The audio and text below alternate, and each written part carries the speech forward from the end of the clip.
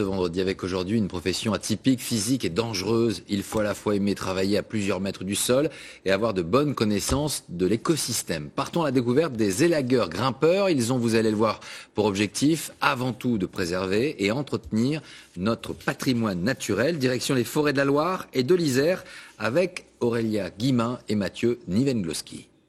Il a fallu prendre à gauche plus bas, non? C'est une sorte de jeu de piste, hors des sentiers battus.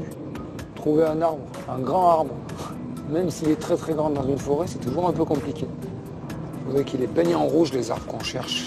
Avant qu'on arrive, on gagnerait du temps. Laurent et Sébastien ne cherchent pas n'importe lequel. Il y en a un qui dépasse franchement. Ils cherchent le plus grand de tous. Ça serait bien ce grand-là. Hein. Le spécimen est repéré. Bon voilà, c'est le grand truc là. Et l'équipe est au complet. La passion de ces hommes, grimper aux plus grands arbres de la planète comme d'autres escaladent les sommets. Ben, potentiellement, c'est notre Mont Blanc, nous, cet arbre-là. Les alpinistes, ils vont toujours grimper les plus hauts sommets de leur pays, de leur région, des continents. Nous, on essaye de faire pareil.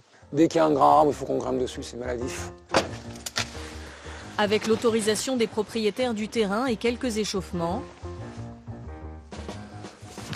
ils vont mesurer ce sapin, planté ici il y a plus de 120 ans. Une mesure à l'ancienne, au mètre ruban. Et pour ça, il faut aller tout en haut. On y va. Plus de 60 mètres à grimper. C'est l'équivalent d'un immeuble de 20 étages.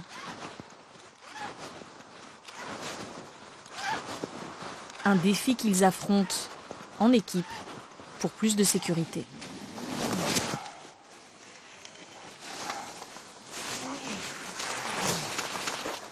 Ah, je vous dis pas, vous faites 3 cm en bas. Vous êtes minuscule. Et plus la cime est proche, plus les branches deviennent fines et l'équilibre précaire.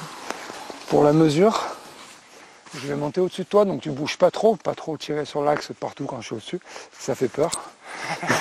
On commence à être un peu haut là, donc c'est surtout qu'il faut pas péter les branches là. Parce que là, on est dans le fragile.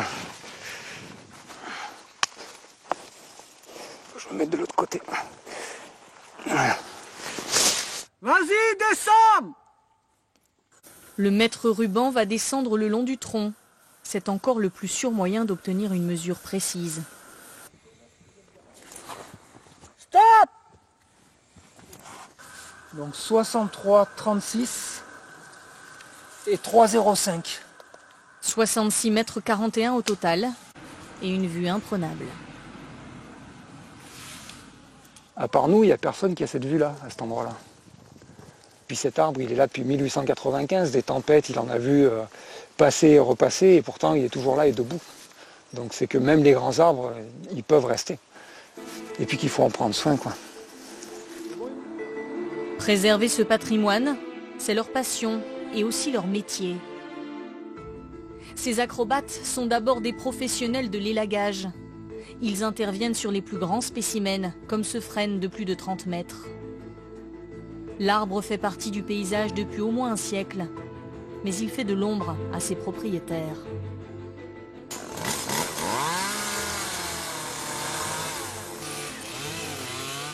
Depuis la tempête de 1999, les grands arbres sont souvent vécus comme une menace par les habitants qui, par précaution, aimeraient parfois tout raser. Ben maintenant, il me fait peur parce qu'il casse. L'autre jour, il a cassé une branche, cassé les fils du téléphone. S'il tombe sur la maison, là, il y en a pour des sous. Hein. Pour rassurer ce couple de retraités, les grimpeurs et lagueurs ont proposé un diagnostic, une visite de contrôle au cœur de l'arbre. Il y a présence d'un peu de mousse parce que c'est un peu humide et c'est à l'ombre, mais c'est un arbre qui va très très bien. Là, la pousse de l'année à cet endroit-là, c'est ça. Voilà, de ma main droite jusqu'au sommet de ma main gauche, donc ça fait 20. Voilà, à l'intérieur, il a poussé de 60 cm. Un arbre en pleine santé, qu'il fallait simplement débarrasser de quelques branches abîmées ou gênantes pour la maison. En tout cas, éviter à tout prix un élagage massif et destructeur.